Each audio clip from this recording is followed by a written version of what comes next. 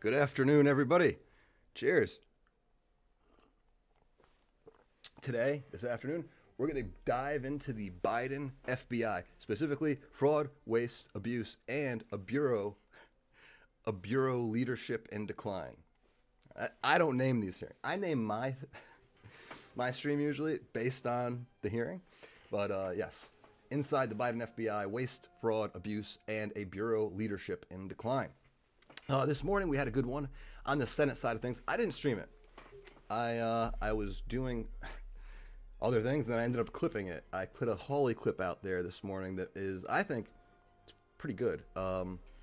If you wanted a brief history of universal injunctions, it's a great excerpt from the hearing. The hearing was Rule by District Judges 2, exploring legislative solutions to the bipartisan problem of universal injunctions. So universal injunctions, right?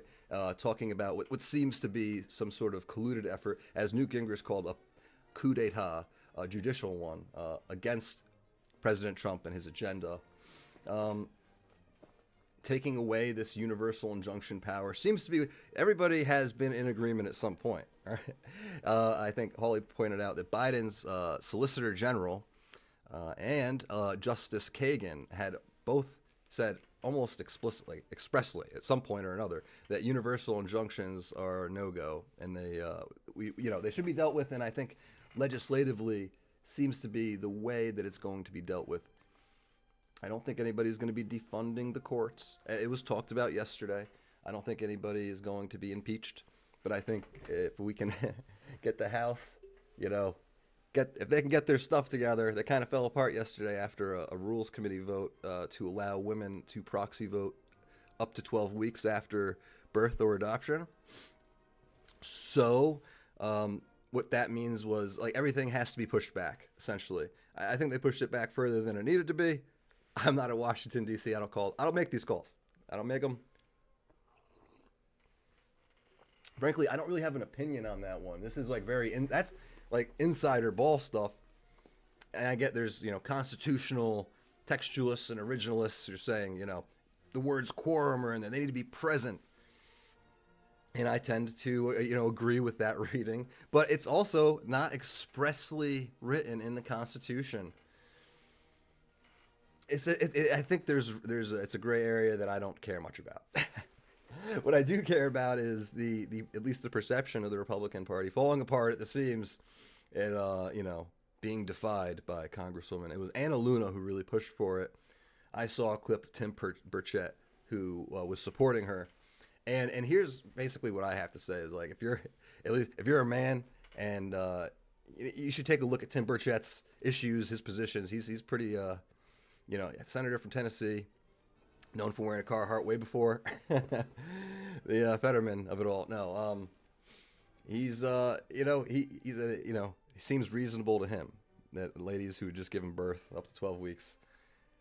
There's certain canaries in a coal mine, certain people who's all right, well, he thinks that way. And then it's funny because then you have, I think, probably Massey and a few other people who are saying, this is, I definitely saw, was it Warren? Not in the Senate, on the House side of things. I forget. Dunbar's number is real, people. This is a violation of the Constitution. They call it Luna, lunacy from Luna, that kind of thing. And my whole thing is could we get back to work, right? So what does that mean? What are we waiting for? The Saves Act, which is, I think, Senator Lee might be carrying that, but I knew better what it was. I think it was a citizenship check. Require all American citizens to prove their citizenship with documentation. I think, let's see if we can do a deeper dive into that one. The Saves Act, I think, halting fentanyl and the universal injunction, dealing with that legislatively was also stuff they were going to do that is now pushed back. And so, let's see what was pushed back as a result of Luna's mom rule. right. Let's see if Grok can tell me. Let's test it out. I'm not really a Grok user. I have, sorry, I'm not even in the chat right now, guys. I'm not sure if anybody else is. Oh, God, I'm live on 2 different things right now. I think I gotta end one. Hey, Daniel. What's up? Sorry, everybody, I'm late. I'm late to the chat. We are here on time. Hello, Daniel. Hello. Good time. All right. So, what were we chatting about? I lost. I could probably find out by just kind of going back 5 seconds here. But the Saves Act is what I was kind of interested in. And playing with Grok, because I don't do it enough. You know? In the Rules Committee yesterday is when that went down. Let's see if Grok has better. I think he's going to be able to figure it out. Yesterday, the House Rules Committee faced a significant disruption due to Representative Anna Luna's push for a rule change, often referred to as Luna's mom rule. Did I? Yeah. Okay. Which would allow new parents in Congress to vote by proxy for up to 12 weeks after childbirth. As I said, this effort supported bipartisan discharge, but from what I understand, very heavily Democratic, which really upset the Republican side of things, led to a contentious battle within the Republican-led House. Okay, stuff that was pushed back. Safeguard American Voter Eligibility Act, the SAVE Act, right? No Rogue Rulings Act, which is the nationwide injunctions. Didn't know the name of that, but it's called it, squashing nationwide injunctions. But yes, limiting the federal judge's ability to issue nationwide injunctions. House GOP leadership. So those are the 2 big ones, I think. Yeah. Okay. Very good. All right. Okay. So what's going on? Yeah, they are attacking his cabinet for progress. Now, chat, who are we attacking? But who is being attacked? I don't know. I'm not aware. I know that Elon, there's the newest whispers that I've heard is Elon is stepping down soon. That was always planned. I mean, who would imagine him taking a couple years off to work in the government? That was never going to happen. So, are we on schedule here? Yes, we are on schedule. The committee seems to be behind. It is 2:07 on their time. I believe they're on the schedule for 2 o'clock. Yes, it's okay. I understand. So, what else has been going on? We can check the X-verse. Daryl Issa, criminal illegals should be deported. Is this too complicated for Democrats and the judges who want to keep MS-13 in our country? Very good, Daryl. Carry on. All right. House Judiciary GOP. Live inside the 11 minutes ago, they're tweeting out their own link. Still no movement. Should I jump in the comments? Let's go, guys. We got people waiting here. So, I didn't even I didn't understand. I didn't know. I'm still live streaming the Oversight. Is that right? No kidding. Should probably end that one. I'm competing with myself at this point, right? So, yes, Sayonara. I hope they can come over here. I hope they find us again. Kash is not on the panel, Daniel. Let's see. I have the panel pulled up right here. And so I was hoping Ray would be on the panel, because that would be an interesting one, but it's not. It's Stewart, Whitson, Richard Stout, and Nicole Parker. Subcommittee will come to order. Without objection, the chair is authorized to declare a recess at any time. We welcome everyone here today on this hearing on waste, fraud, and abuse at the FBI. I now recognize the gentleman, who should I pick on, from Missouri, to lead us in the flag salute, and we will stay standing for a moment of silence. I never know how I'm supposed to do this. The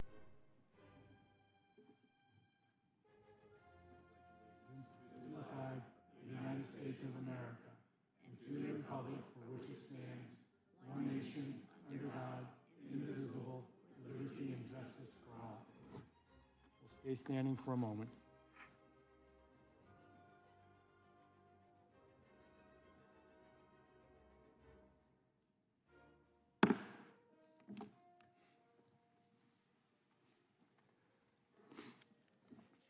I will now recognize myself for an opening statement. First of all, I want to welcome everyone to the second hearing of the Subcommittee on Oversight. Today, we are continuing the important work we began in our first hearing, exposing the weaponization and politicizing of federal law enforcement agency against the American public. This time, we'll be focusing squarely on the Federal Bureau of Investigation under the Biden administration. A bureau bloated by bureaucracy, a bureau that burned through billions, not millions, but billions of dollars in taxpayers' dollars to chase political enemies, a bureau that silenced dissent and trampled on our constitutional rights. All while real threats to our safety were ignored. This wasn't just a leadership failure, it was a betrayal of the American people and of the American trust. This hearing is more than oversight. This is about restoring trust. This is about standing up for every American who believes that government should protect them, not target them. Let me be clear. The FBI should be a shield for the American people. Instead, under the Biden-Harris administration, it became a sword to use against them. Let's start with parents who spoke up for their kids, parents who voiced concerns about radical school agendas. What did they get in return? A surveillance file, a federal investigation for just trying to be a good parent. That's not law enforcement. In my book, and in most Americans' books, that's intimidation. Let's talk about people of faith. The Biden FBI branded certain Catholic Americans as, quote, radical traditionalists and potential domestic terrorists. They even discussed infiltrating churches by having parishioners spy on their own people, by their own fellow parishioners. And it wasn't just Catholic churches. In 2021, the FBI raided a Hindu temple in the state of New Jersey. Using overwhelming force, agents stormed sacred grounds. And listen to this. They held guns to the faces of the holy men. They disrupted religious life, all based on loose, untrue allegations, which are now, thankfully, unraveling in court. Our sacred places, our churches, our synagogues, our temples, our mosques, they should be sanctuaries, not scenes of government surveillance. Let's talk about free speech. The FBI knew Hunter Biden's laptop was real. They knew it. They colluded with big tech to frame it as Russian disinformation. They tried to bury the story from the American people. That wasn't law enforcement. That was raw political election interference. And all of this, the worst part of all, it wasn't free. It came with a price tag.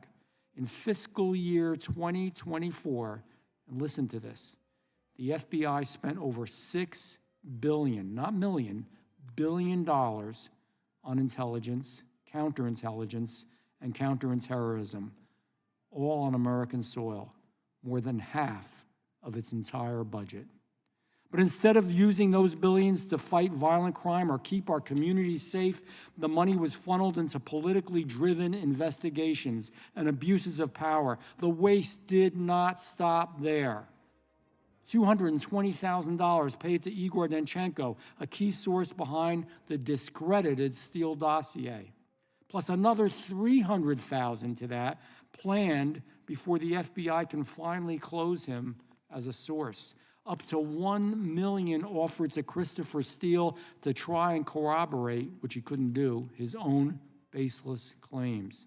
$200 million more secured for a new FBI headquarters, a reward in Greenbelt, Maryland, despite widespread public distrust and concern and strong opposition from the Judiciary Committee.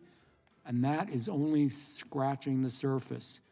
The FBI couldn't give us enough real numbers, and we're going to continue to pursue that and just find out how much this really cost us. For 4 long years under the Biden administration, Americans had to suffer through this. Groceries got more expensive, rent kept rising, families struggled to make ends meet, some working 2 or even 3 jobs just to stay afloat. And while they were scraping by, Americans working hard, trying to survive, the federal government was using their hard-earned tax dollars not to help them, not to protect them, not to make things better, but to surveil them and fund political hit jobs. People, and I'll use the vernacular, they're pissed off. They're tired. They're tired of it, and they have every right to be. They want the FBI focused on real threats, the southern border, cyber attacks, violent crimes in our neighborhoods and our cities, foreign adversaries that are hacking our elections. Not on chasing down somebody you don't agree with, not on chasing down a political opponent. All of this pointed to a clear conclusion. The Biden FBI picks and chooses its priorities based on politics, not on public safety. And ladies and gentlemen, that is wrong. And if it weren't enough, whistleblowers tell us about a corrupt bonus structure, just to make it even worse. Bonuses for opening more cases, bonuses for inflating the numbers, bonuses for manipulating timesheets. Imagine being rewarded not for catching criminals, but for cooking the books. You couldn't make it up. But it's true. This is not a conspiracy theory. It's not a Republican talking point. It's not a political talking point. This isn't speculation. This is documented, well-documented abuse, verified by brave whistleblowers and confirmed by this Judiciary Committee. Some may say, and good question, well, what are you doing about it? I'm going to tell you. We're working to fundamentally reform the FBI from the ground up. We are drafting legislation to rein in abuse, cut waste, and refocus the Bureau on real threats to public safety. We're investigating every single dollar spent and every abuse of power uncovered. We are demanding accountability from those responsible and pressing for transparency at every single level. And yes, we are exposing the truth. Because as they say, the truth shall set you free. The first step to real change is making sure the American people know exactly what's going on, what was done to them with their own money. That's the cruel part of it. By their own government, the cruelest part of it. Director Kash Patel is leading a new FBI, one that returns to its roots, one that Americans can be proud of. He moved agents out of Washington, D.C., back into communities, back to fighting violent crimes as they should be. Attorney General Pam Bondi took swift and decisive action to dismantle the most politicized units within the Department of Justice. She redirected resources towards real law enforcement priorities, scaled back abusive practices, and made clear the DOJ's mission is to uphold the law, not to serve any political agenda. Any political agenda. You know, it's the old saying, if it happened to us, it can happen to you. This isn't Republican. This isn't Democrat. This is just doing the right thing. Together, they are rebuilding the Bureau from the ground up. They're doing it the right way, with transparency, with accountability, and with a focus on the Constitution of the United States of America. This is the FBI that the American people deserve. So today, we're going to hear from those who know the truth, former agents, former insiders, people who saw firsthand what went wrong and what we can do to fix it. Because, you know, this isn't just about the past. It's about a better future. It's about restoring our faith in American institutions. It's about protecting our freedoms. It's about demanding that taxpayer dollars go to protecting Americans, not targeting them. The only way that we will understand where we are and where we want to go is by understanding where we were. It's about doing the right thing, I thank you, and I look forward to this testimony. I now will recognize the ranking member, Ms. Crockett, for an opening statement. Thank you, Mr. Chairman, and as I'm sure you can assume, we see this a little bit differently. Here we go again, talking about Biden, and more Biden. Today is nothing more than a dog and pony show for Republicans to avoid facing the American people for their trash policies that are killing the economy and our democracy. Despite Republicans' claim of backing the blue and being the party of law and order, we're here today because Republicans are willing to throw our country's top law enforcement agents under the bus to appease Trump and execute his political vengeance. Now, I know remembering things is hard for some of my colleagues on the other side of the aisle, like remembering not to add reporters into a signal chat discussing military war plans.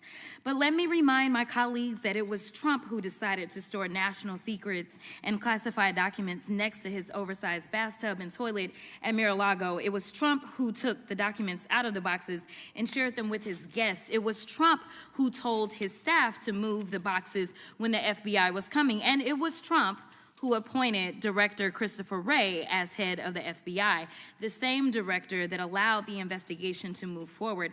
As much as Trump and Republicans hate to accept it, we are still a country with laws. And when you break them, there are consequences. Now, make no mistake, we should all be concerned about the FBI. But my concerns as ranking member of this subcommittee, as a member of Congress, and as an attorney, as well as a citizen, are based on things called facts. And when I say facts, I mean clear, indisputable facts, not those alternative facts my Republican colleagues continue pushing onto the American people. So let's talk about facts. Fact. Even prior to being confirmed by the Senate, Kash Patel was directing officials within the FBI to fire members within the Bureau simply because they worked on the lawful investigations into Trump. Fact, Patel failed to disclose his previous work and financial ties with the country of Qatar, a country that, had you read the Mazars report, released last year by the House Oversight Committee, you would know paid close to $500,000 to Trump while he was president of the United States. Unsurprisingly, the FBI's Foreign Influence Task Force was recently disbanded, and the DOJ also cut back on its Foreign Agents Registration Act enforcement. Our enemies are jumping up and down now that we're doing their work for them. Another fact, Patel has never even been an FBI agent and is now leading the Bureau. Even one of today's Republican witnesses organizations, the Bureau, has advocated having an FBI agent lead the Bureau. But rather than confirm a director with credible, dedicated experience, the Republicans confirmed a political loyalist with no Quantico or FBI training. Talk about DEI. Didn't earn it higher. Another fact, Patel, who rails against telework, what he calls lazy agents, was working part-time in and out of Las Vegas, commuting back and forth between there and DC, while also living in the home of a GOP mega donor. Think about that for a second. Could you imagine what Republicans would have done had, say, James Comey had been living in New York part-time as the FBI director, and if his New York home was owned by, say, George Soros? Speaker Johnson would have forced a floor vote on articles of impeachment within days of this news coming out. But nevertheless, my Republican colleagues are willing to sacrifice safety for stupidity as long as it's loyal. Another fact, Patel and Trump-backed FBI leadership have redirected FBI agents who are working on investigations involving violent crimes against children and child exploitation and transferred them to work on anti-Tesla attacks and redacting Jeffrey Epstein files. Talk about FBI waste and abuse. You simply can't make this stuff up. To be clear, Director Wray testified before Congress last year, noting that, quote, if each one of the FBI's cyber agents and intelligence analysts focus exclusively on the China threat, China's hackers would still outnumber FBI cyber personnel by at least 50 to 1. Yet rather than hire more agents to protect against these cybersecurity threats, Director Patel is reassigning agents to redact Epstein files. Someone please tell me how this makes America safe. It's almost as ridiculous and wasteful as Patel's idea to contract the Bureau with UFC fighters. It doesn't make us safer. And while I have very real concerns about the current state of the FBI today, I want to be very clear. My concerns aren't with career agents, the men and women dedicating their lives to protect our country and communities. It's with the irresponsible leadership and reckless decisions coming from Patel, Trump, and Doge staff within the FBI. Our Bureau needs resources to do its job effectively. What it doesn't need is 20-something-year-old Doge bags reviewing materials without having undergone proper vetting and clearance. The American people have a right to be worried, but these worries shouldn't be based on Republican baseless conspiracy theories. Our country is already on a dangerous path, pushing closer to causing irreparable harm.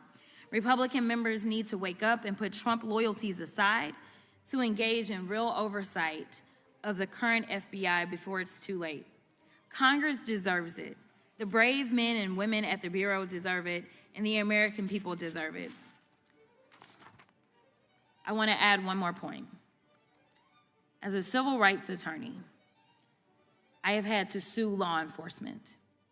There have been times that I can truly say that law enforcement has crossed the line. And I truly believe that there can be one or two in a bunch that can ruin everyone. The problem that I have right now, though, is that we have decided to focus in on something that my Republican colleagues have decided to term as being political. What is political is when somebody says that they are going to come back and seek retribution. What is political is firing people because they simply were following the evidence and doing their jobs as law enforcement has been trained to do. And ultimately, regardless of whether or not anyone believes that it was right to indict the president, not once, not twice, not three, but 4 times he was indicted, ultimately, each of you knows enough to know that at the end of the day, it is citizens that sit on a grand jury that are the ones that decide whether or not evidence exists to go forward with an indictment. And ultimately, when this president was convicted by a jury on the state level, it was a jury of his peers. And so I want to say thank you so much for your time. Thank you so much for your commitment. And thank you so much for the testimony that you will provide. With that, I will yield back. I'm now going to recognize the chairman of the full committee. Thank you, Mr. Chairman. The previous speaker talked about facts. Here's one fact I know. It's night and day dealing with the Bondi Patel Justice Department versus the Garland Wray Justice Department. Under the Pam Bondi as Attorney General, the Foreign Influence Task Force, that group that was responsible for censoring Americans, has been disbanded. The school board's memorandum has been rescinded. We sent 7 subpoenas to Kash Patel 5 weeks ago. The response we've gotten is unbelievable compared to what we got under the previous Justice Department. He's actually given us thousands of documents already, new information that we tried to get from Director Wray that he wouldn't give us, we've already received. We'll be talking about some of that. So that is the fact, complete change from where we were with the previous Justice Department. The previous Justice Department, of course, that couldn't tell us who planted the pipe bombs, who leaked the Dobbs opinion, who put cocaine at the White House, couldn't tell us answers to those questions, but they had plenty of time to put together the memo to say we're going to investigate moms and dads at a school board meeting, as the chairman pointed out. They put together a memorandum. We've now learned it wasn't just in the Richmond field office, but in other field offices where they were equating pro-life Catholics to extremists. We know they raided the president's home. We know they retaliated against whistleblowers. They even put together, the previous speaker talked about politics. Politics, the FBI created a questionnaire where they asked their employees about other employees who were maybe giving information to us as whistleblowers. Did that person support Trump? That is as political as you can get. So the real thing here is it's literally night and day, the difference between the kind of information that we're able to receive, the help that we're getting, and the focus on going after traditional bad guys, not having half your agents and half your budgets focused on surveilling the American people. Let's go get the traditional bad guys. That's what Kash Patel is doing at the FBI, getting the FBI back to the mission they've had before, which I know some of our witnesses who served there are going to talk about. So I thank the chairman for putting this together, and I thank our witnesses for being here, and I yield back. Thank you, Chairman. I'm going to now recognize the ranking member of the full committee, Mr. Raskin. Mr. Chairman, thank you very much, and thanks to Ms. Crockett for calling us together.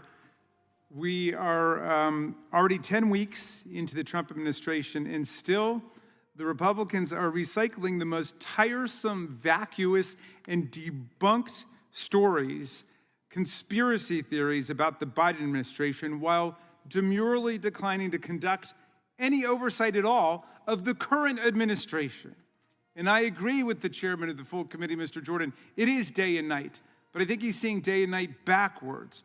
Donald Trump is turning our country into a gangster state where agencies like the Federal Trade Commission, the FBI, and the Department of Justice act as presidential enforcers, conducting political deals with elected officials like New York City Mayor Adams, corporate shakedowns against ABC, CBS, and other media entities, and law firms like Paul Weiss, Rifkin, WilmerHale, and Jenner and Block, demanding pledges of loyalty from citizens, and in some cases, demanding cold, hard cash in lawsuits brought directly by the president against private businesses. Meanwhile, they're offering mass pardons, immunity, and protection to violent insurrectionists, convicted drug beaters, cop beaters, drug traffickers, corrupt politicians, as long as they're willing to kiss the ring and do the president's bidding. Let's look at how this administration is treating the honest men and women of the FBI. In his first days in office, Trump targeted thousands of FBI agents simply for doing their jobs after the mob violence of January 6, 2021, and holding the cop beaters and insurrectionist rioters accountable. FBI agents had to sue to stop this purge and block them from publicly releasing their names to the violent militias like Oath Keepers and Proud Boys, whom President Trump had already given pardons to. And those pardons, by the way, this Department of Justice are extending to other crimes these people have committed, including cocaine trafficking and gun charges. This administration isn't opposing corruption. It's opening the door wide open to corruption every single day for his friends. Donald Trump ordered the FBI to stop conducting background investigations of top White House officials. Why? He disbanded the FBI's Foreign Influence Task Force, charged with identifying and combating malign foreign influence operations targeting the United States. Why? He suspended enforcement of the Foreign Corrupt Practices Act and reduced enforcement of the Foreign Agents Registration Act just 2 days after it was reported that Director Kash Patel had engaged in lucrative consulting work for Qatar and for a Vladimir Putin-connected foreign arms conglomerate. The current FBI leadership is diverting the FBI's resources away from public safety and national security and towards mega conspiracy fixations and obsessions. According to press reports, hundreds of agents ordinarily assigned to defending the national security of the United States have been pulled into a mind-boggling effort where they were pulling all-nighters and working around the clock to review the Epstein files after Attorney General Bondi botched the first attempt at what she said was going to be a complete release of the Epstein files. So it's important to consider what the FBI is not investigating in the frenzy of all these Back to the Future wild goose chases. They're not investigating Signalgate, the extraordinary decision by a group of America's highest national security officials, including one who was in Moscow at the Kremlin at the time, to compromise the safety of our service members and intelligence officers by using Signal, a non-secure commercial application to reveal specific confidential and classified details about an impending military airstrike, complete with timestamps for when F-18 aircraft would launch and arrive at their targets and when Tomahawk missiles would be fired at buildings controlled by Houthi members.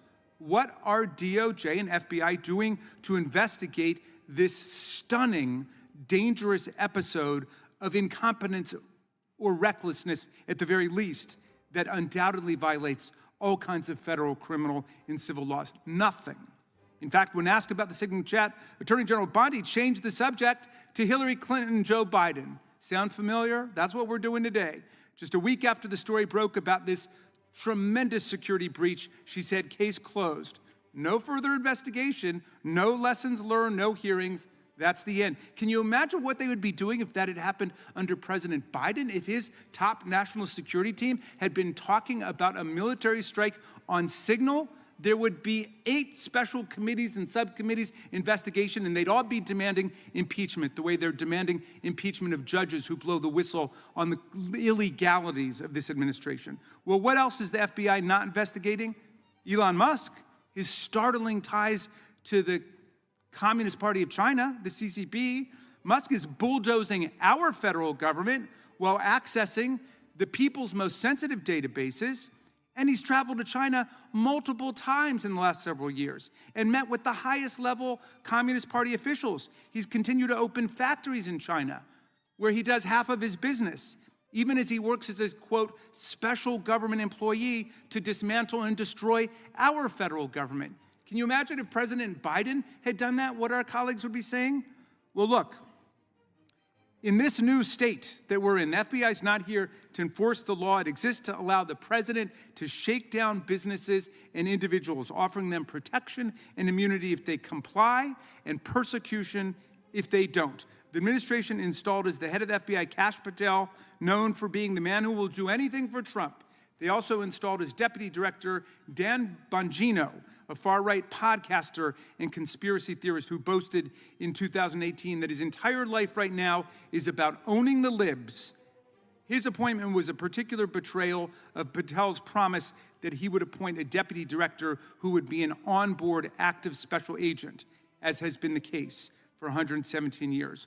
Already stories of intimidation and pressure in this DOJ and this FBI are trickling out. 7 veteran prosecutors were forced to resign rather than take part in a corrupt bargain to dismiss charges that were brought by a grand jury in New York against the mayor of New York, Eric Adams. The U.S. Attorney for the Southern District, Daniel Sassoon, who clerked on the Supreme Court for Justice Scalia and was active in the Federalist Society, resigned, saying nothing had changed in the facts of the case, nothing had changed in the law of the case, nothing had changed in the evidence. It was simply this political deal that Donald Trump had cooked up with the mayor of New York, who traveled down to Mar-a-Lago. The longtime criminal chief in the D.C. U.S. Attorney's Office was forced to resign rather than open the current bogus investigation into Biden-era clean energy projects. So what we see at the Trump FBI and DOJ is part of a broad pattern. They're targeting threats against their families made online. The president and his friends are threatening journalists and deporting legal immigrants for exercising their First Amendment rights, sending a clear message to anyone thinking of speaking up against the administration. The FBI's leadership are threatening to take the FBI path today, one that's entirely incompatible with the values of the men and women of the FBI and the best traditions of the agency. Once again, with today's hearing, my colleagues are turning a blind eye to what's going on right now, choosing instead to regurgitate and recycle debunked and discredited lies about the Biden administration and somebody having an investigation into parents and school board that's been debunked a million times. That was an investigation into people making violent death threats against school board members. Nobody was ever arrested. Nobody was ever charged with anything. And yet they've been dining out on that. I think it's for 5 years now, talking about something that led nowhere, and there was nothing wrong with it in the first place. So the men and women of the FBI deserve to know that Congress is watching, and we've got your back. We're not going to stand idly by while this administration tries to turn the FBI into an arm of a pay-to-play gangster state. Thank you, Mr. Chairman. I yield back. Thank you. Real quick, the gentleman said that these aren't facts, they're debunked theories. They are facts, and we have it on video. We have the Attorney General apologizing for what happened and what they did. We have the Director of the FBI finally having to apologize for what they did. We have Mark Zuckerberg apologizing for what was done, and that's only scratching the surface. I can't go into all of it. I will now, without objection, all the other opening statements will be included in the record, and I'm going to talk about the smart people that we have here to testify. Mr. Stewart Whitson. Mr. Whitson is the Senior Director of the Federal Affairs at the Foundation for Government Accountability. Prior to joining the FGA, he served with the FBI, including as Supervisory Special Agent in the Directorate of Intelligence. Mr. Richard Stout. Mr. Stout is the Director of Reform, the Bureau, an organization comprised of former FBI special agents that advocate for returning the Bureau to its core mission. He served with the FBI for more than 2 decades, working on cases involving drug trafficking, terrorism, financial crimes, and other matters.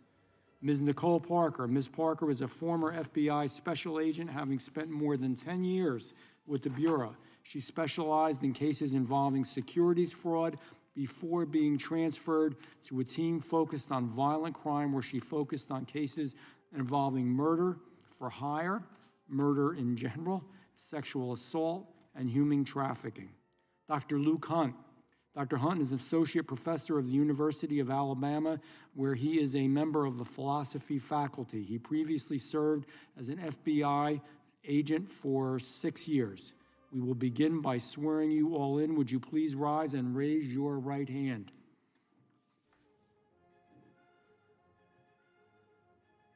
Do you swear or affirm under the penalty of perjury that the testimony you are about to give is true and correct to the best of your knowledge, information, and belief? So help you God.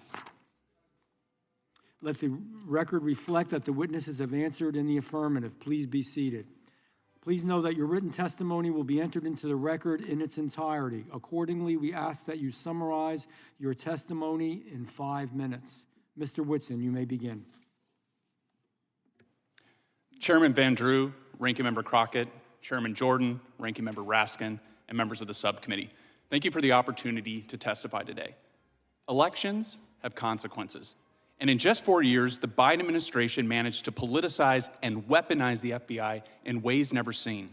Whether targeting then-candidate Trump, parents at school board meetings, or Catholics doing nothing more than practicing their faith, the Biden administration hijacked the FBI to promote the left's political objectives. But it gets worse. While the full investigative resources of the FBI focused on the January 6 protesters and other perceived political enemies, the Biden administration manufactured the worst border crisis in our nation's history, allowing criminals, terrorists, and drugs to flood into our country at unimaginable levels. The result was predictable: an explosion of human trafficking, violent crime, and drug-related deaths. And with more than 2 million known gotaways on Biden's watch, the threat of a terrorist attack on the homeland is greater than it's ever been. But there's another big problem. Not only did the Biden administration's actions undermine public safety, but they also caused a majority of Americans to lose trust in the FBI. And this loss of trust is a crisis, not only for the FBI, but for the country. But there's good news. Again, elections have consequences. And with President Trump back in office, the FBI now has a new director working aggressively to right the ship.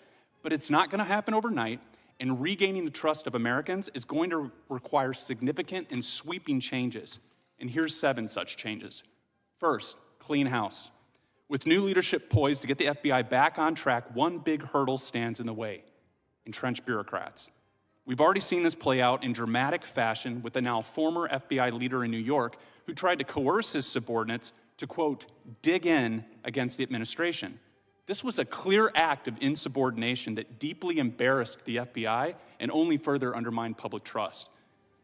And there are surely other FBI employees still entrenched in the Bureau that will resist meaningful change in less obvious but equally harmful ways. Look, it's simple. While the vast majority of FBI employees are incredible, hardworking people who will faithfully execute their duties, the few who undermine the new leadership cannot be allowed to do so. and those who have engaged in past behavior warranting dismissal or who refuse to come to work when ordered to do so must be fired, period. Number 2, drain the swamp. Director Patel should drastically reduce the size of the FBI headquarters, keeping a small footprint in DC to promote accountability while shifting more staff and resources to the field offices and other locations outside the Beltway. Relocating the FBI outside of DC would save money and reduce political influence by allowing the FGI to hire professional staff from outside the DC bubble.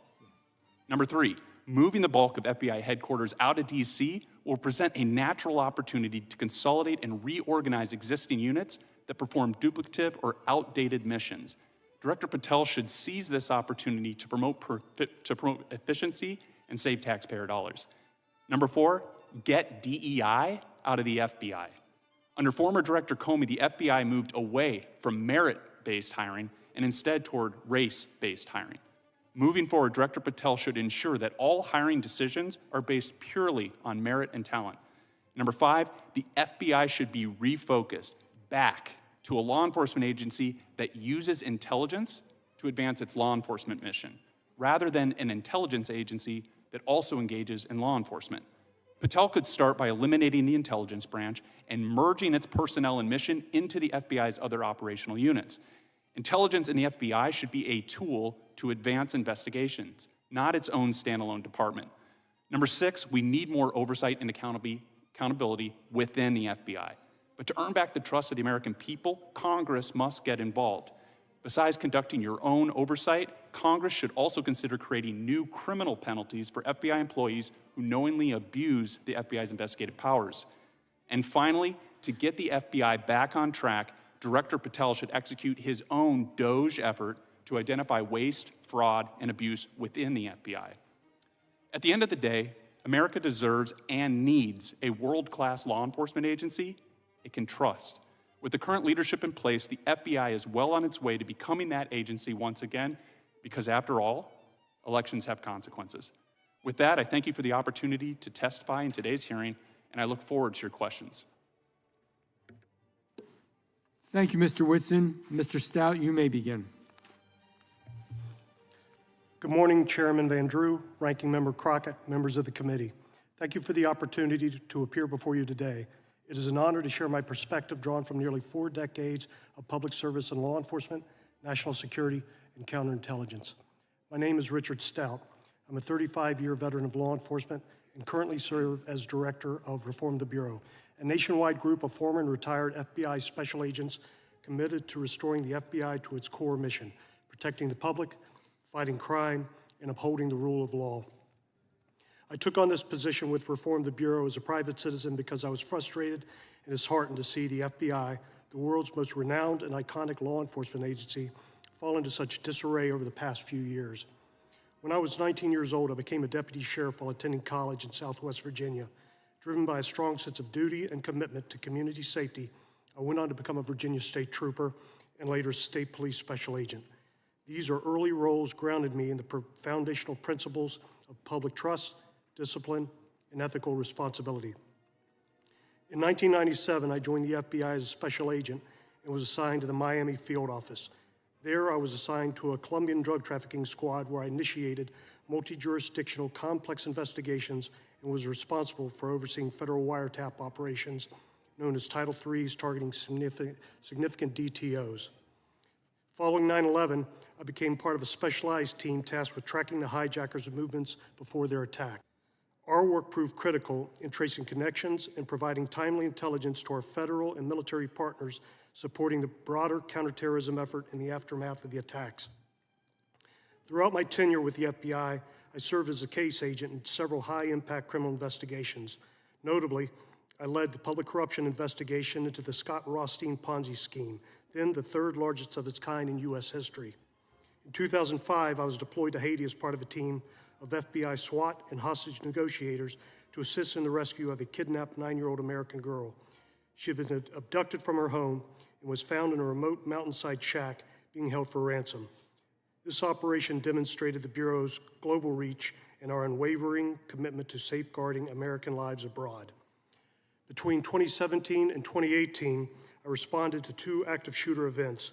The First was the attack at Fort Lauderdale International Airport, where I assisted Special Agent Nicole Parker in gathering evidence. The second was far more personal. My daughter was a student at Marjorie Stoneman Douglas High School in Parkland, Florida. It was inside one of the classrooms hardest hit during the shooting.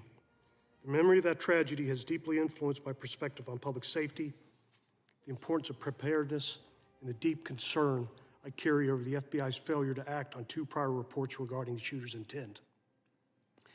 In 2018, I was part of a small team that apprehended Cesar Sayoc, who targeted high-profile Democrats and media figures with mail bombs. Internationally, I represented the FBI in coordinating with foreign partners on reintegrating deportees formerly radicalized by extremist groups. I've lectured at the International Law Enforcement Academies in Hungary and Botswana, and proudly graduated from the FBI National Academy Session 272. Since retiring, I've continued to serve the public through Reform the Bureau. We at Reform the Bureau support Director Patel, AG Bondi, President Trump, and their reform-minded approach to the FBI. Our intent is to not harm the Bureau, but to restore it. The stories and data we've brought forward represent deeply ingrained issues, repeatedly experienced by dedicated professionals.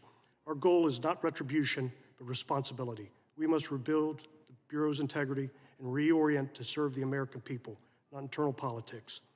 One of the areas we've been most focused on is Bureau decentralization, getting more resources and agents out of Washington and back into the field.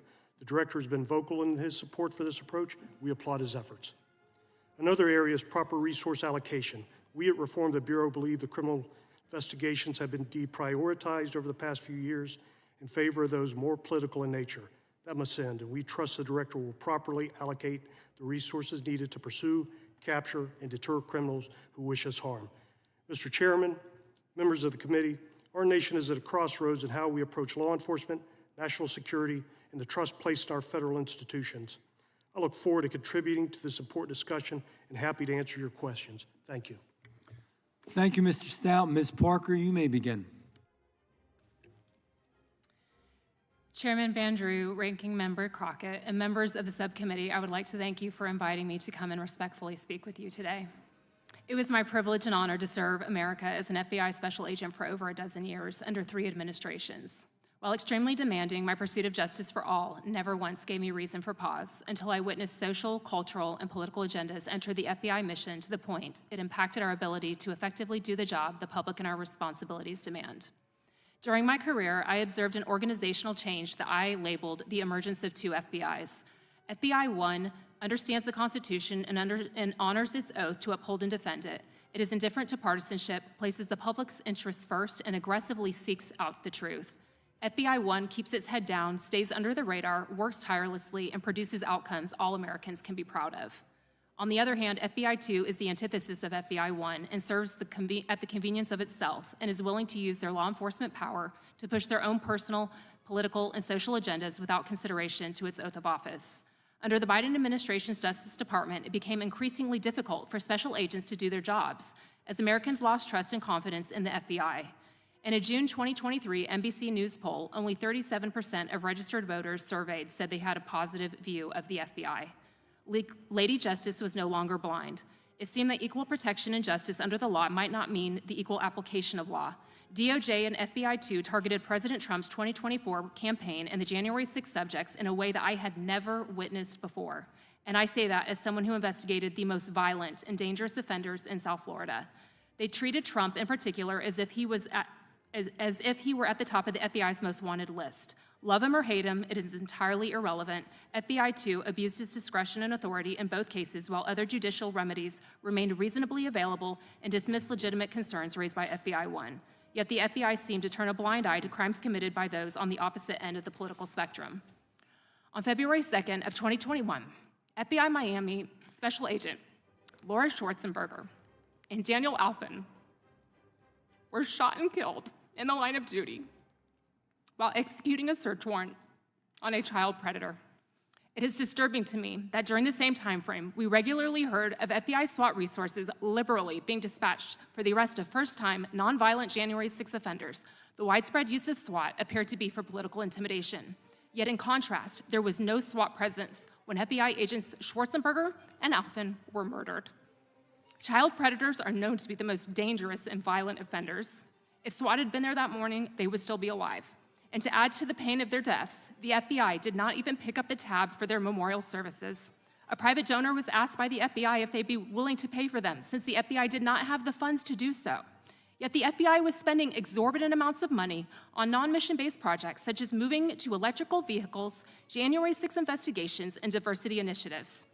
The FBI became laser-focused on its Office of Diversity and Inclusion Programs. There were 19 different diversity committees, clubs, and groups. Focusing on anything other than the FBI's mission is a dangerous distraction. I've never once consoled a grieving family that requested I ensure the most diverse agent brings justice to their loved one. The Bureau must hire and promote solely based on meritocracy, and the FBI should focus on what unites us, not what divides us. It is one mission to protect all Americans and uphold the Constitution. When my colleagues were murdered in the line of duty, it was highly troubling to me that there was never an FBI-wide after-action review by Director Wray, not even an email outlining what transpired and lessons learned to mitigate risks going forward. Yet during the same time frame, FBI2 flooded my email inbox with diversity promotions, celebrations, cultural committee activities, climate change messaging, and several requests to go to Washington, D.C. for temporary duty assignments for January 6 investigations. Unconscionable. I left the FBI close to 2 years after their deaths, and still radio silence from leadership regarding what transpired that horrific morning. Further, the DOJ changed its deadly force policy in July of 2022 for the first time in 18 years on the heels of the 2 FBI agents being murdered in the line of duty, tone deaf. When agents should have been given more support and protection by the policy, many interpreted it that we were given less protection and more legal scrutiny with an additional de-escalation section. This can be fatal when decision-making is measured in fractions of a second, action versus reaction, and many believe the changes were a result of social justice pandering. The list of issues and concerns myself and others had with the FBI was growing long. No one felt that their voices mattered or that any changes were possible, as Director Wray and AG Garland believed that all was well, while many at the FBI were deeply troubled by what was transpiring. After much prayer and reflection, it was time for me to walk away. It is remarkable that several fugitives from the FBI's most wanted list have already been taken into custody since President Trump took office January 20th. I am hopeful and confident that under this new administration with AG Pam Bondi and FBI Director Kash Patel at the helm, that with time, effort, and serious reform, the FBI will regain Americans and FBI's employees' trust again, dismantling the political and social weaponization and return to its greatness. That is what our current, retired, and fallen FBI heroes' legacies deserve, and most of all, it is what Americans deserve. Thank you, Ms. Parker. Dr. Hunt, you may begin. My goal is to briefly share my understanding of the FBI's important mission in a way that I hope is free from partisanship. I had the good fortune of serving my country as an FBI agent in a variety of settings, in a small office where I worked whatever criminal case that walked through the door, from bank robberies to crimes against children, at Washington Field Office on violations of the Foreign Corrupt Practices Act, and finally at FBI headquarters where I focused on national security policy. Now, as a professor, I draw on these experiences in teaching and research related to legal and philosophical issues in policing. But I'm not interested in the ivory tower today. One of the academic questions in my work is directly related to this committee's work. Is the FBI a liberal or illiberal institution? By liberal, I'm not referring to politics or whether you're a liberal or conservative member of Congress. I instead mean the philosophical tradition with which I assume everyone in this room agrees. The philosophical tradition going back to John Locke, on which this country was founded. At its core, the political morality of liberalism tells us that all persons are free and equal and should be governed by the state in accordance with the rule of law. What is the alternative? Illiberal regimes governed not by the rule of law, but by arbitrary power and the official whim of state agents who are above the law. The FBI can and should be an agency that promotes the rule of law. However, I want to raise 3 concerns about the current state of affairs that could lead to the erosion of the rule of law. First, lack of predication. Predication is the basis of an investigation, the information or allegation that justifies a case. While most FBI investigations require predication, so-called assessments do not. In other words, the FBI has the discretion to investigate almost anything without any factual basis to do so. Investigation without predication is contrary to the rule of law because it may be based not on fact, but whim or arbitrary discretion. It is thus crucial for Bureau leadership to avoid any appearance of impropriety and partisanship in both actions and rhetoric. The second worry I raise is the selective enforcement of corruption. Corruption includes the use of entrusted authority for unethical benefits. This is, of course, an issue in politics, but corruption also arises in social and economic domains such as business. It should go without saying that corruption is contrary to the rule of law. It undermines institutional reputation, circumvents fair processes of economic development, and denigrates democracy and justice.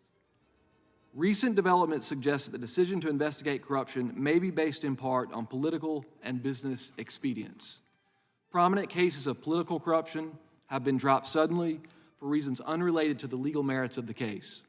Investigation of corruption under the Foreign Corrupt Practices Act has been paused.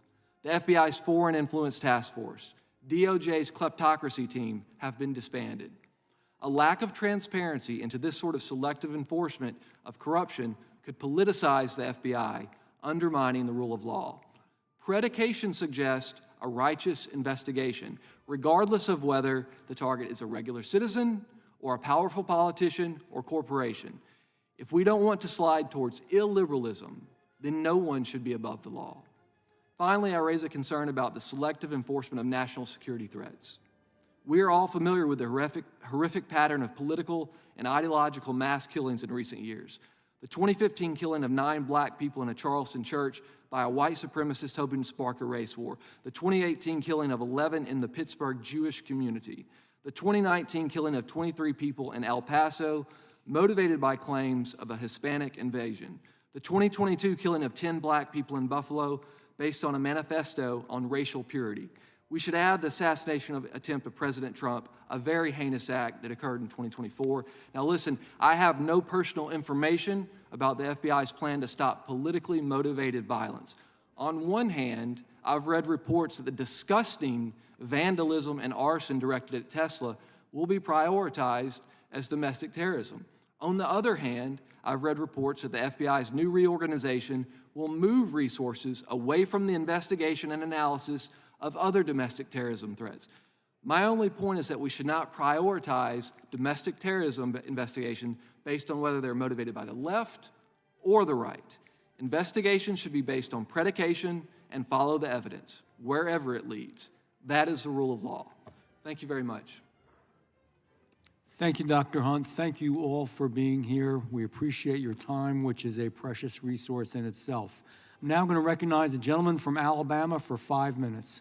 Thank you, Mr. Chairman. I certainly appreciate all the witnesses being here today. First, let's make it clear, we're not here to harm the FBI in any kind of way, but I think restoring credibility in the justice system within America is very, very important. One of the top issues when I was touring the district in 21 was, and that was shortly after the Biden administration, was the weaponization of government agencies against certain political opponents. Certainly President Trump, certainly some of the January 6th defendants, and we've heard from Ms. Parker that there was a mobilization to go and locate those people and arrest them when those resources could have been used elsewhere. So I guess we want to get to the general point of this hearing is how do we restore credibility in these agencies? I mean, we saw the Durham report where, in fact, Barack Obama, Joe Biden, Loretta Lynch, the Attorney General at the time, and James Comey were sitting in the Oval Office when Clapper, the CIA director, walked in and said, hey, by the way, this Russian collusion narrative, we know that's being driven by the DNC and Hillary Clinton, and yet within a few hours, the FBI started the FISA situation and spying on General Flynn. And those kind of stories, as the reports come out after the fact, that we know now that Russian collusion was made up, and the time and resources spent on the Mueller report, and even the people in leadership in the Democratic Party driving those narratives were very dangerous for this country. And so as the American people look back and go, wow, this system does seem to be weaponized against political opponents, and that's certainly a concern. So, Mr. Whitson, I'll start with you. What steps do you think the FBI should take today to reform the agency and regain trust of the American people? What would be one of the couple of steps you think we need to look into? Thank you for that question. I think first and foremost, the most important thing to understand is that Director Patel has 2 missions here. One, he has to fix the FBI, and the other, as you're alluding to, is he has to restore trust. And so to fix the FBI, you have to do a bunch of things, make sweeping changes, but to restore trust, you have to do even more.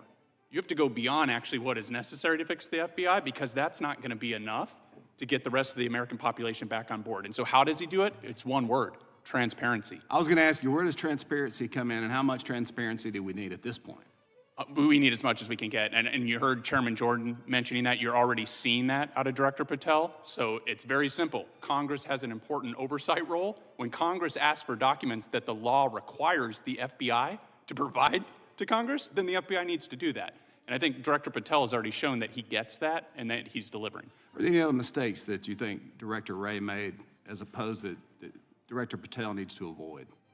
I mean, it'd be that right there. So I think Director Wray had a tendency to shield information, to drag out responses. I think towards the end of his tenure, he kind of became a little smug and kind of put out to be here to be asked questions. And I think that's the entirely wrong approach. The FBI director or whoever's designees that he sends here needs to be highly responsive to you because you have a job to do, and they need to provide you all of the information that the law requires them to provide you right away, no delay. And I think initially, Mr. Whitson, that transparency may be a little painful for the FBI, but I think in the long term, that's what it's going to take to restore the credibility of that agency.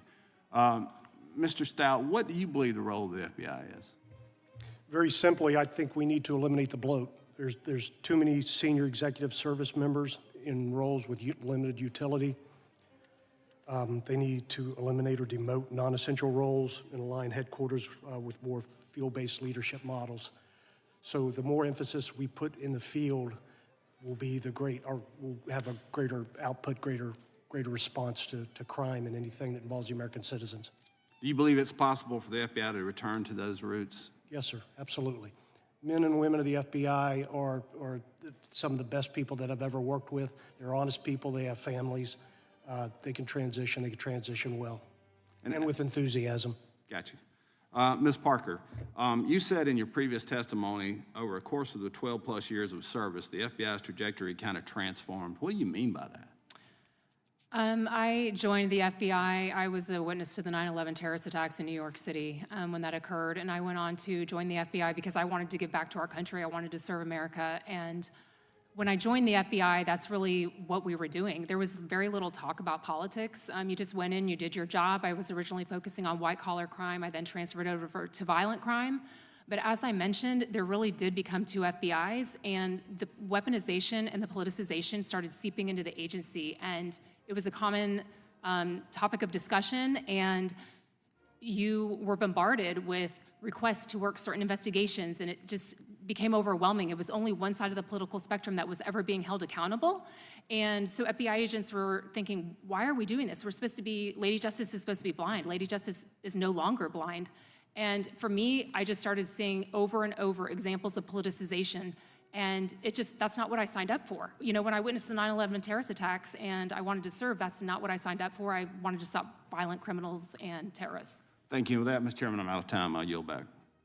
Thank the gentleman, and now I'm going to recognize the gentleman from Georgia. Thank you, Mr. Chairman, and thank you, Ranking Member. Mr. Parker, Ms. Parker, after serving your country as a special agent for the FBI, you landed in a soft, cushy position as a paid contributor at none other than Fox News. Isn't that correct? Actually, that was not correct. When I initially left the FBI, you're not a contributor. I am at this point, but when I left the FBI, I was not initially a paid contributor for Fox. But you are a paid contributor now. Today I am, but when I left the FBI, I was not. And you get paid to create content at Fox News, isn't that correct? I get paid to speak the truth. So you create content at Fox News, don't you? Giving your view on things? That's content creation, isn't it? What I do is I speak the facts and I speak the truth based on my experience at the FBI. And you get paid to do that? I get paid to speak facts and I get and are you paid on the to speak clock? the truth. Are you on the clock right now? Am I on the clock right now? Yeah. No. You're not getting paid right now for being a lobbyist? No, sir. I'm not getting Or for paid to any be a other lobbyist. purpose? Excuse me? You're not getting paid as you sit here right now to be here? I am not getting paid to be here. No, I Okay, am not, all right, sir. fair enough.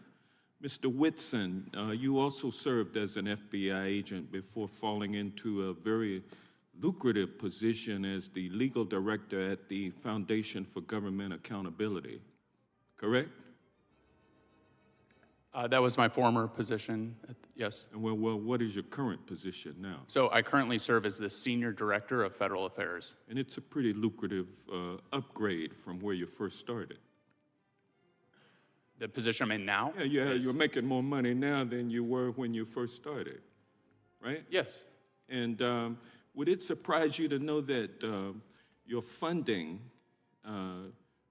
between 2013 and 2022, 6 conservative foundations tied to billionaire donors sunk $44 million into your organization, correct? I don't know the precise numbers. You don't know that? It wouldn't surprise you, though. But that wouldn't surprise me at all. And your largest known source of funding between 2013 and 2022 was a foundation controlled by Illinois billionaire Dick Uihlein, who invested over $18 million into your operation. And another source of your funding was the 85 Fund, which gave you $2 million between 2013 and 2022. It is among the network that is controlled by Leonard Leo, who received over $1 billion in contributions from a single billionaire to fund his continued takeover of our court system. And so you get paid to promote an agenda which includes rolling back child labor laws and stripping child workplace protections. Isn't that correct? No, that's not correct. And your organization has also worked to stop Medicaid expansion and to slash food stamps, correct? What do you mean by slash food stamps? Well, that means cut food stamps, cut the money. And y'all have been advocating for that. And you also were among the organizations that wrote the notorious Project 2025, which is the radical right-wing agenda, the blueprint that President Trump is implementing along with co-president Musk, correct?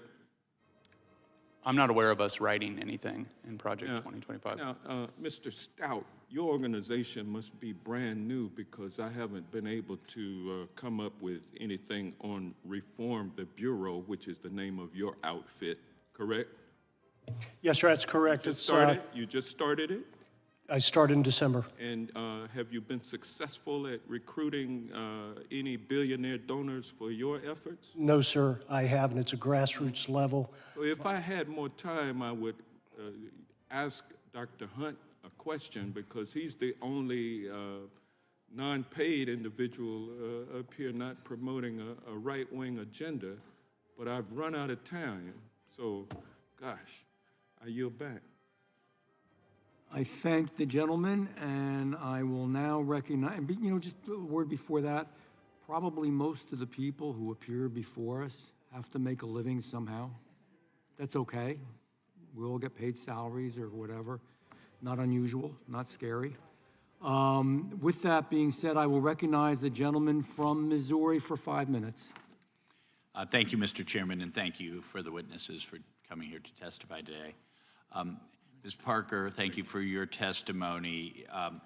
In your testimony, you relate the misuse by the FBI of SWAT resources, and you give the example of a nonviolent first-time January 6th offenders, one SWAT team spending overnight in a hotel 4.5 hours away to arrest grandparents in their late 70s. Sound like some dangerous hombres to me.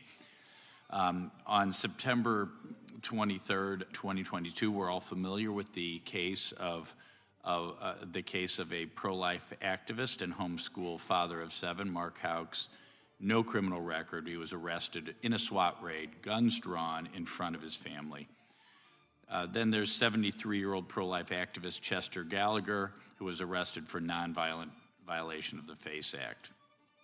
And then there was pro-life activist Paul Vaughn arrested in an early morning raid by the FBI, guns drawn in front of his 7 children. Sound like some really dangerous offenders to me.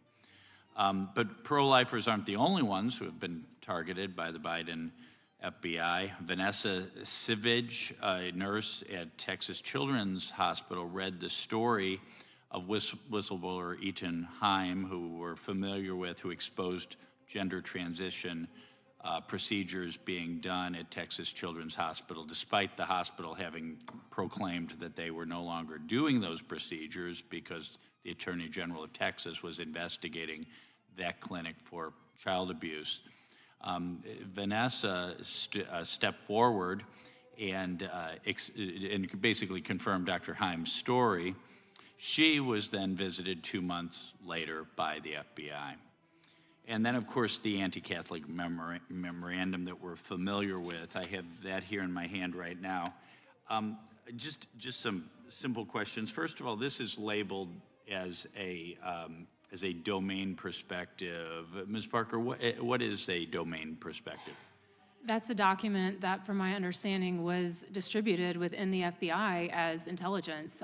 Someone formulated that document, and it was published internally, and it had a stamp of intelligence on it that was signed off by multiple individuals within the Richmond field office. And part of that memorandum, first page, says, quote, FBI Richmond makes this assessment with high confidence based on FBI investigations, local law enforcement agency reporting, and liaison reporting with various degrees of corroboration and access.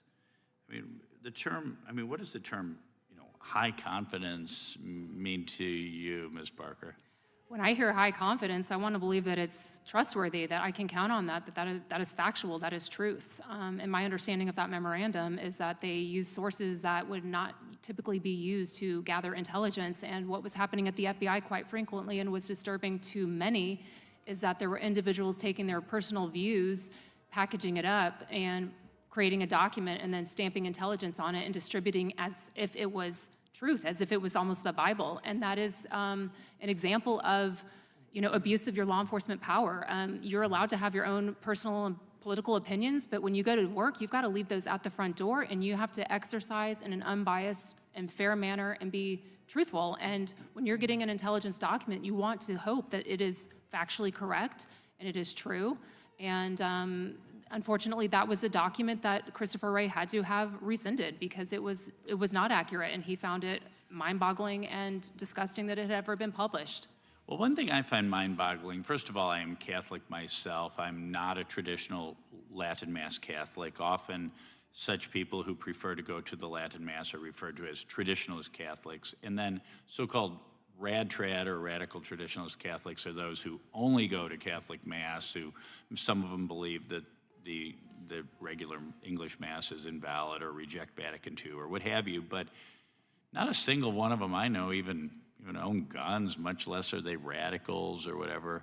And then when I look at this memorandum, I see they're quoting the Southern Poverty Law Center, a viciously political defamatory group. I've worked a lot on immigration issues. I think Southern Poverty Law Center has declared every immigration reform group to be a racist or white supremacist group. They're just a walking defamation factory. Have you seen the Southern Poverty Law Center quoted in other FBI memos over the years? I have not. Okay. I have not. But again, that was entirely inappropriate and never should have happened. And the FBI had to walk that back. But again, that is an example of weaponization. That is social weaponization at the FBI. It's entirely inappropriate, and it never should have happened. The FBI not going after bad guys, but going after enemies of the political regime. Third world stuff. Thank you. Thank you for your service. Thank you for your testimony. Thank you. I thank the gentleman. By the way, the director of the FBI had to apologize for that. It's not a debunked theory. With that being said, I will recognize the ranking member of the full committee, Mr. Raskin. Thank you kindly, Mr. Chairman. One of our colleagues referred to the weaponization of the DOJ and specifically focused on the January 6th defendants. That startled me because 140 American police officers were violently assaulted on that day, wounded, hospitalized, some of them disfigured, disabled, forced to leave police work. But he said that there would have been a better use of FBI and prosecutorial and investigative resources, and I wonder what he was referring to. And in any event, Dr. Hunt, do you agree with that assessment? Thank you for that question. January 6th shocked and horrified me. That was a shameful day, not least because of the many attacks on our law enforcement officers. So any suggestion that is a low priority and should not be investigated is shocking to me. I can't imagine a more important devotion of resources by the FBI to anyone who would attack our nation's capital. Some of our colleagues have again been going back to the idea that the Biden FBI was converted into some kind of political instrument. When I look at the prosecutions that come out of it, I'm thinking about the one of Senator Bob Menendez from New Jersey, who's a Democrat, of Henry Cuellar, who's a Democrat, lots of other Democrats. Other than Donald Trump, I really can't think of any others on the Republican side, and I'm just getting the feeling that they think Donald Trump really should be above and beyond the law, and that's what this whole weaponization thing is about, other than setting the conditions to turn it into an instrument of revenge and retribution, as Donald Trump has promised. Do you think the FBI was acting as an instrument of partisanship in the last administration?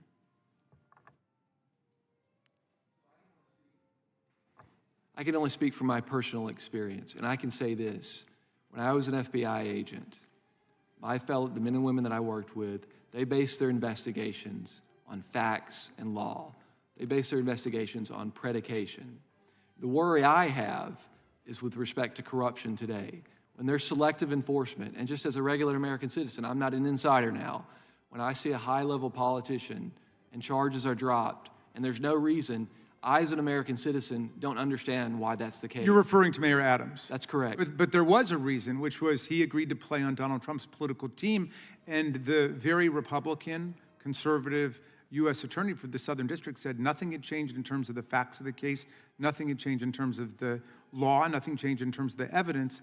All that had changed was that he'd made this political alignment with Donald Trump. She resigned rather than participate in that corrupt bargain, as did her deputy, who said it would take a fool or a coward to accept that deal. He also clerked for a conservative Supreme Court justice and was active in the Federalist Society. And 5 other lawyers dropped out rather than do it until finally they had to force somebody to do it from D.C. who said he'd be willing to do it because he was about to leave his job. You say let's base it on the facts, and I'm really curious about this Signal group chat thing because the country's in an uproar about the fact that the most precious national security information was shared on a Signal group chat where a journalist was actually invited in accidentally by somebody to participate. And some of my colleagues seem to say, well, it was a one-shot deal, let's just let it go, and it's no big deal. The FBI director's already said, no, nothing to see there. If this were a standard practice, just a yes or no, do you think it would be a problem? That would be a problem, yes. Ms. Parker, do you agree it would be a problem if it were a standard practice? My understanding, I was not on the Signal chat, I just know it. Just yes or no, Probably because similar to I've got you. little time. If you can't answer. A mistake was made, and Okay, people have Mr. taken Stout, ownership. can you say, would it be a problem for it to be standard practice to conduct sensitive foreign policy on a Signal chat group? Yes, I would. Okay, and Mr. Whitson, do you agree? Yes. Okay. Well, it just came out like 10 minutes ago. Waltz's team set up at least 20 Signal group chats for crises across the world.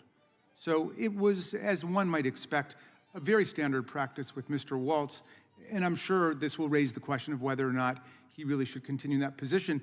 But do you think that the FBI should investigate what the national security implications and what the public safety implications are of his having done that, Dr. Hunt? So this comes back to the rule of law. As an FBI agent, there were strict rules about sensitive material. We had to be in a SCIF. We had to take the utmost caution. So to treat other people that are more powerful differently definitely suggests to me a deviation from the rule of law. All right, thank you, and I yield back to you, Mr. Chair. Thank the gentleman. You know, there's a difference between a mistake and purposeful, perpetrated policies Chair. are wrong. Just point out, okay. I beat you to it. I recognize the chairman of the whole committee. Thank you, Mr. Chairman. Mr. Whitson, before you got what Mr. Johnson described as high-paying job as Senior Director of Federal Affairs Foundation for Government Accountability, you worked in the FBI, is that right? Yes. 10 years in the FBI? Yes. And prior to that, you were in the United States Army? Yes, sir. 300 combat missions in Iraq, is that right? Yes, sir. And your time at the FBI, you were special agent in the Directorate, Supervisory Special Agent in the Directorate of Intelligence. Is that accurate? Yes, Chairman. In your testimony, and I just want to get you familiar with this subject matter, in your testimony you said one of the ways we can eliminate waste, fraud, and abuse is including the overspending on confidential human sources. You said Yes. that in your testimony, right? Yes, Chairman. Are you familiar with the Inspector General's report about the confidential human sources who were there on January 6, 2021 here at the Capitol? Have you read the report? I haven't read that closely. Well, let me tell you a few things that they say in there, and I want to ask you a few questions. He said there were 26 confidential human sources there at the Capitol that day. Does that surprise you? No. Doesn't surprise you. Okay. He said 17 of those 26 confidential human sources entered restricted space they weren't allowed to go into. Does that surprise you? No. Doesn't surprise you. They did things they weren't allowed to do. Well, I need more details about, so were they doing it on their own? Were they told to do it? Were they, that kind of thing? We want to know the answers to those questions too. Yes, sir. 4 of them went inside the Capitol, and 2 of the 4 who went inside the Capitol were specifically asked by the FBI to be there that day for this. Does that surprise you? Not necessarily. Not necessarily. But I need to know more facts. And does it surprise you that any of them, none of these individuals, to our knowledge, were charged with anything? No, I mean, if they were tasked to be there. Okay. I would need more information. Okay, well, in your testimony, you talked about overspending on confidential human sources. Do you believe, is it likely these 26 were being paid by the FBI at the time they were doing this? I think that's, if they are a confidential human source that's actually on the books, then it's highly likely that they were paid. Highly likely they're being paid. If they were tasked to do that. Even if they weren't specifically asked to be there that day? You think there's likely they were paid? So if they weren't asked to be there, I think usually they're giving us like a lump payment periodically, so it wouldn't be for a specific tasking necessarily. It'd be hard to answer that. Are you familiar with what was released here earlier this week, the text communications between FBI agents regarding October 14th, 2020 New York Post story on the Hunter Biden laptop? Have you had a chance to review those? I haven't seen those text messages. Well, let me just read a couple to you here. It says, nobody on the call is authorized to comment on the New York Post story. Twitter is treating this as disinformation. I just want to read something that took place earlier that day. The way this day worked is the story came out. That day, Elvis Chan, a guy with the FBI, is meeting with the tech company, something he did on a regular basis in the run-up to the 2020 presidential election. At that meeting, someone asked, hey, there's this New York Post story. Is the laptop real? And we know this took place because we deposed Mr. Brady Olson, and he gave us this information. And he said, when that question was asked, the response was, yes, the laptop is real. Then we get these text messages, which we didn't have before, we just got them this week, these text messages which relate what happens after that. So the FBI has confirmed to Twitter at a FITF meeting on October 14th that the laptop is real. And then we have these text messages back and forth where they says no one is authorized to comment further. Twitter is treating this as disinformation. You find that troubling that the FBI knew something was real, confirmed it at a meeting, then changed their story and went to no comment, no further comment, and allowed the tech companies to run with the idea that this story was disinformation? Yeah, I do think that's problematic, and I do think the relationships that they tried to build with members of the FBI with these other organizations were problematic. Yeah, and the ranking member said, oh, the Republicans want to say the FBI was political. And what really wasn't the case. If this is not political, I do not know what is. Because this was the whole basis for the 51 former intel officials doing their letter. And the FBI knew, now we have written evidence they knew, coupled with the deposition we took before where they admitted this. And then later in the day when they're meeting with other tech companies, they go with no comment. And they even admit here, Twitter is running with the disinformation story, even before the 51 intel officials come out with their letter, which is baloney. They're running with that, and the FBI was part of fostering and promoting that story. It's unacceptable.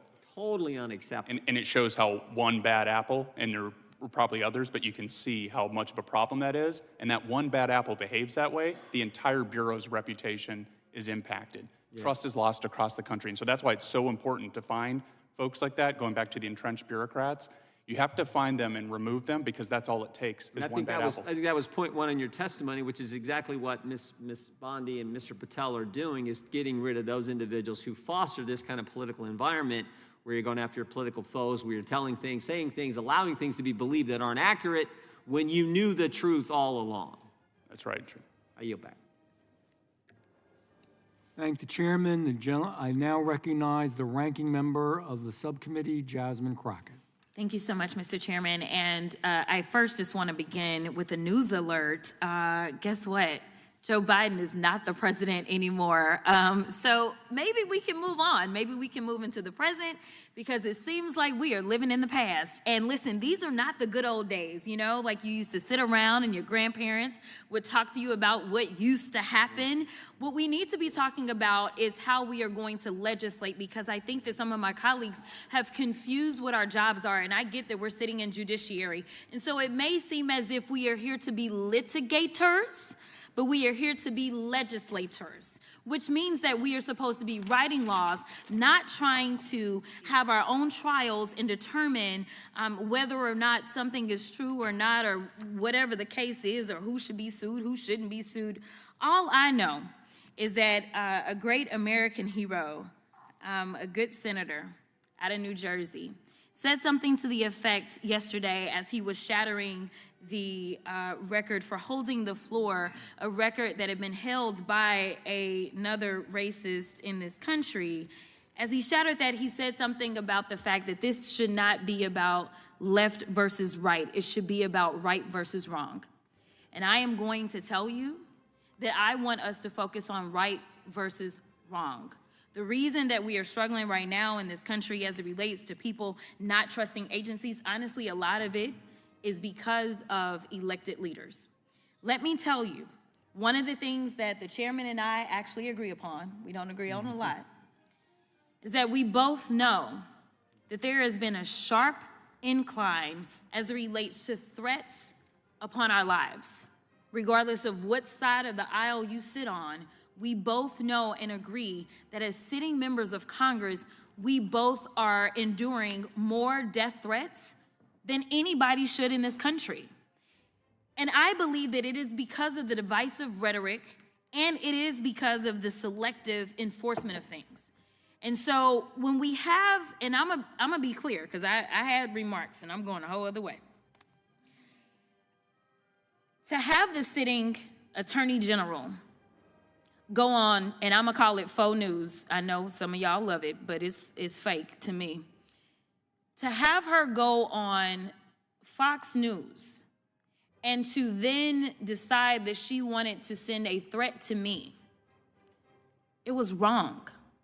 Because here it is, she is the highest law enforcement agent in this country, and people are watching and they are consuming this information, and they are believing that simply because I decided that I wanted to exercise my right to free speech, which I am not abridged from doing, that she then wanted to then politicize something that should not be politicized. I don't like Elon Musk. I'm gonna say it 50,000 times. I don't like him. I don't like that he going out there and he firing people. I think that he's a crook, because somehow the rest of us can't sit around and get whatever federal contracts we want. The rest of us can't sit around and get law enforcement and get them somehow ordained as federal law enforcement to protect him. The rest of us can't get our dealerships protected by the federal government. That is somebody that is operating above the law. For whatever reason, just because he has a lot of money, more money than everybody else. And yes, I am happy to see that on my birthday, which is what I said, there were peaceful protests around this world against him, because he is a problem. And so you never should have somebody that is sitting that high and is going to sit up here and threaten a sitting member of Congress when she knew good and well, if she watched the entire thing, that I specifically told protesters to make sure you consult with lawyers, just like I've told protesters over and over and over in the history of me advising people to go out and exercise their constitutional right. The fact that there are other sitting members that have received letters of threat from this new DOJ tells me that they are about retribution and they are not about following the law. The reason that our party, or I won't even say our party, our country, is torn apart is because we can't even agree on right versus wrong. This should not be left versus right. The only thing that we're asking is that we have law enforcement that will show up when there is an actual crime. If somebody calls and says, hey, I need you to investigate this cyber crime, or I need you to investigate this child pornography, or I need you to investigate this robbery, then we want somebody to show up, and we don't want them to look at us and act as if just because I'm black or because I'm woman, that I am not worthy of having that case investigated, because we have an administration that is continuously railing against diversity, equity, and inclusion, or we don't need people that show up that feel like diversity should not be valued. That is why we should have somebody that may show up and looks like me. The final thing that I'll say, because you've been gracious, is this. When I first became a public defender, I had no criminal defense experience. And I walked in and I told my boss, Charlie, I said, listen, you should hire me. He said, why? I said, because I'm black. Charlie looked at me like I was crazy. And I said, let me tell you something. When I walk in, I'm going to walk in with a level of rapport and understanding that maybe some of my other colleagues will not.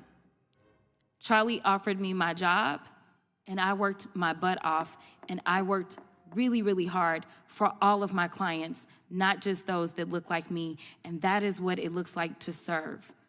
Thank you. Thank the gentlelady, and I recognize the gentleman for Kansas for 5 minutes. Thank you, Mr. Chairman. I appreciate it. I do want to give the witnesses a heads up. I do intend to ask them questions over the course of this 5 minutes. I spent a dozen years as the chief law enforcement official of my state.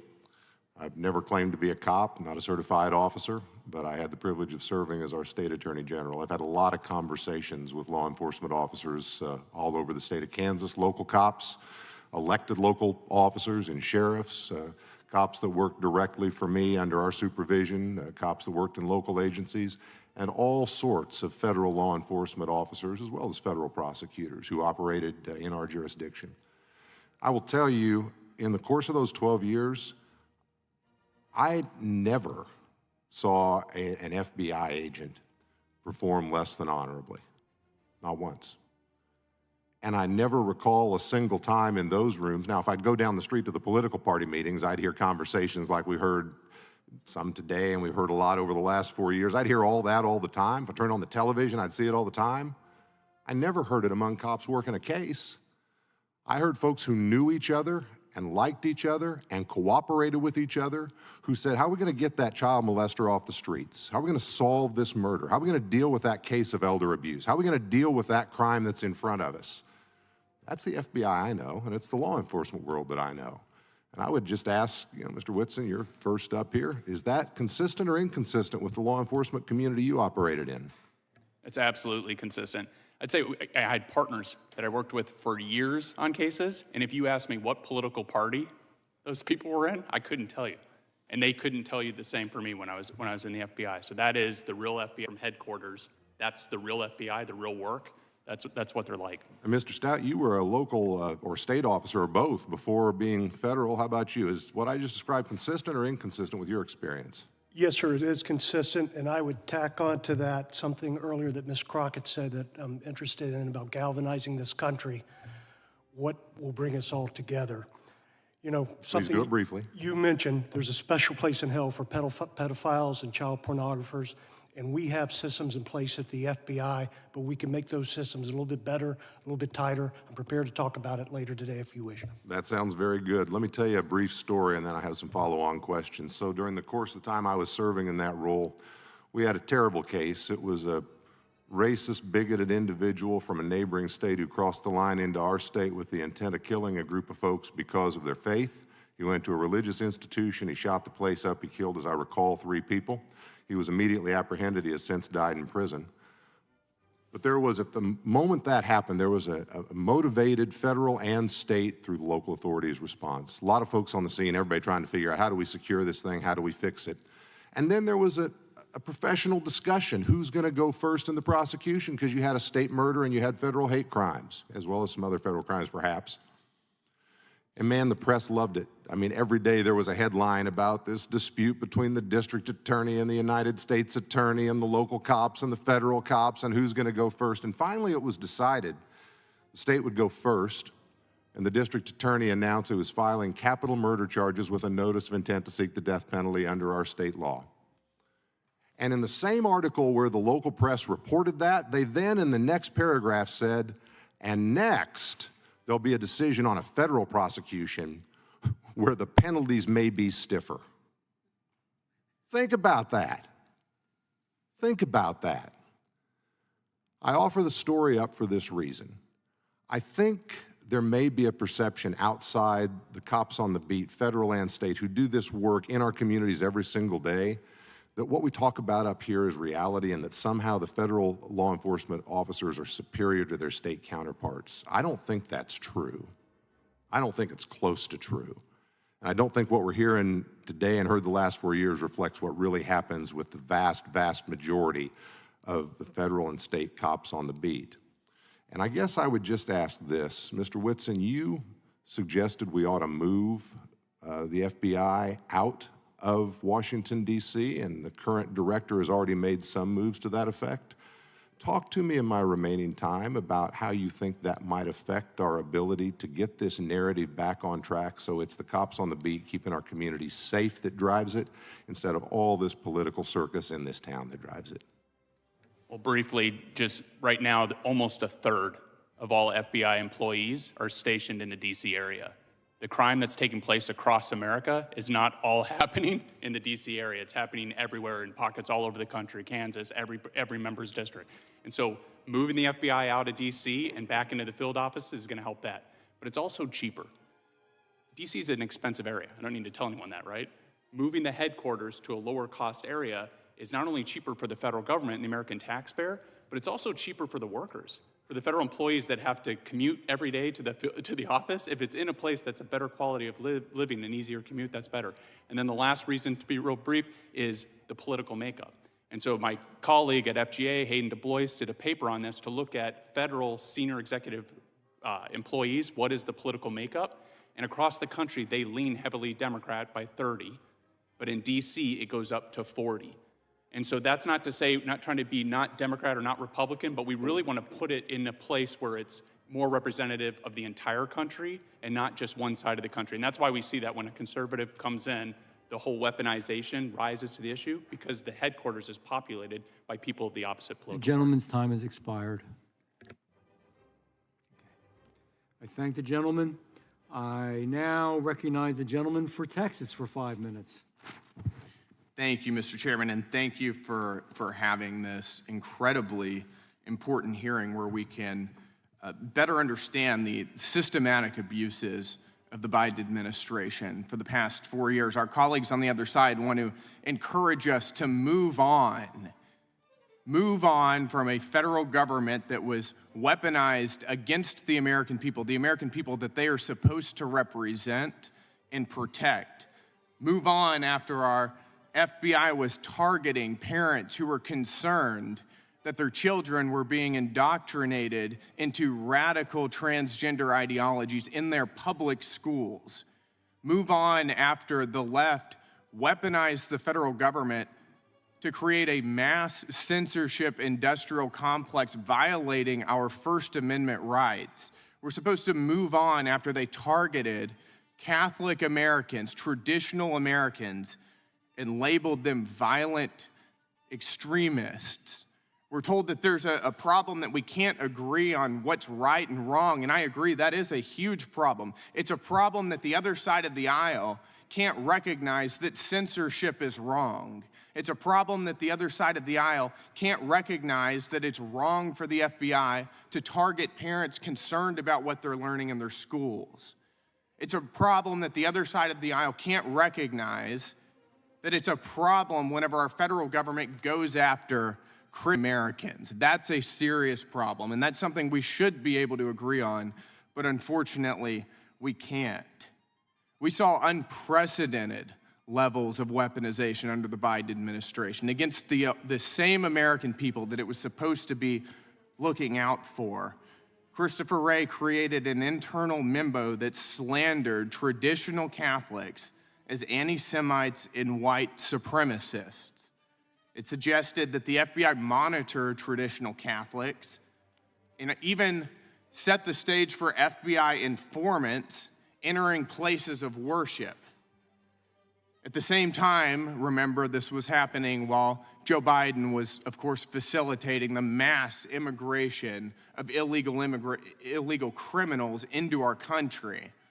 Not keeping us safe in that instance, that's for sure. Thankfully, and I think the American people are very thankful that we finally have a president and a head of the FBI and head of the DOJ who actually represent us and want to protect us.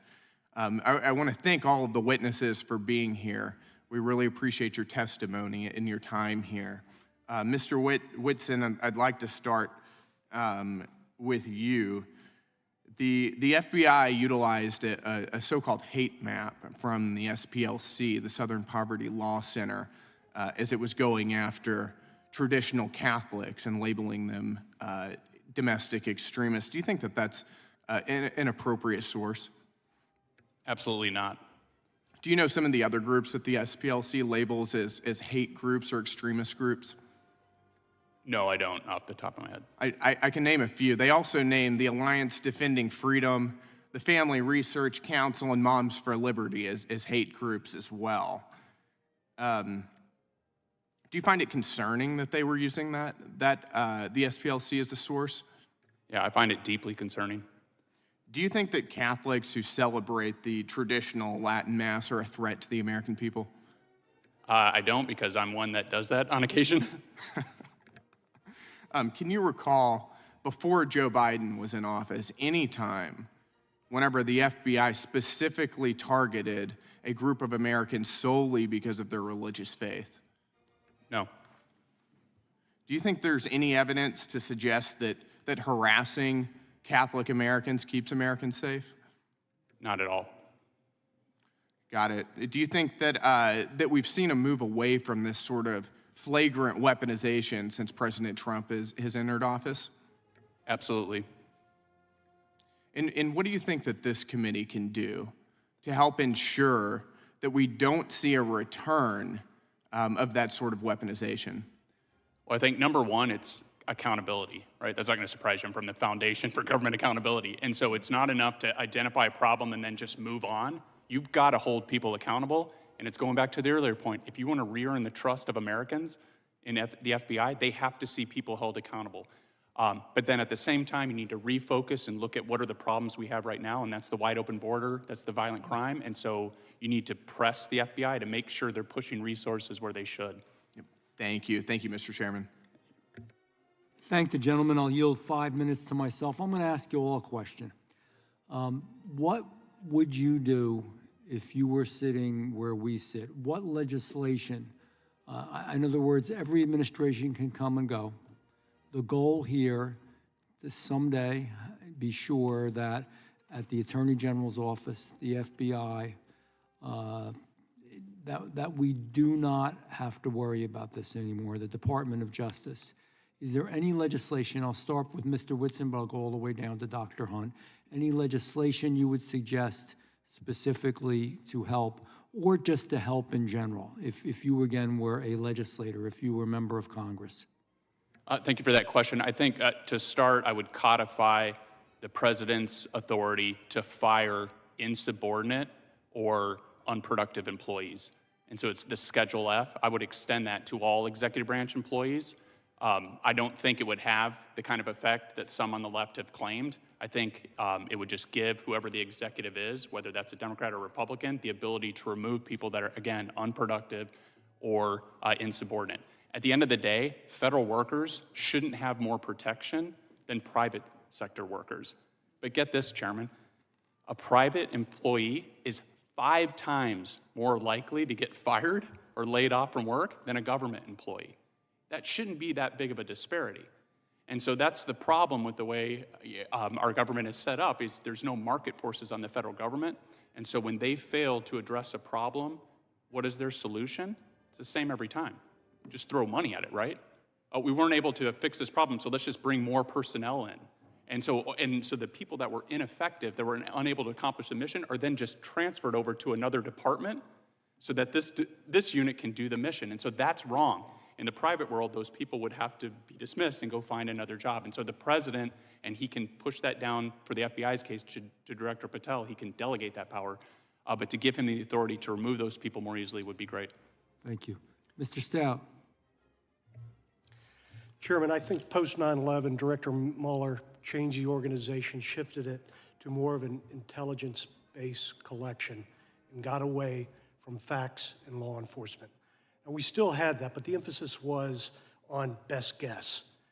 And I think that's what we need to return to, is back to fact-based investigations.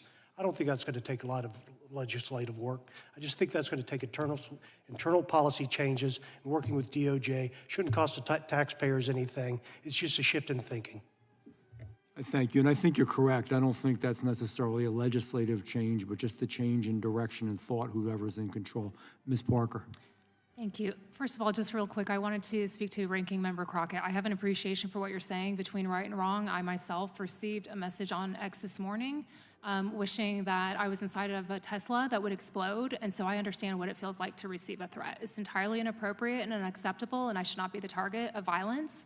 And so I just wanted to tell you that is wrong, and that should be, someone needs to be held accountable for that. I will say likewise. Thank you. That is wrong. That is wrong.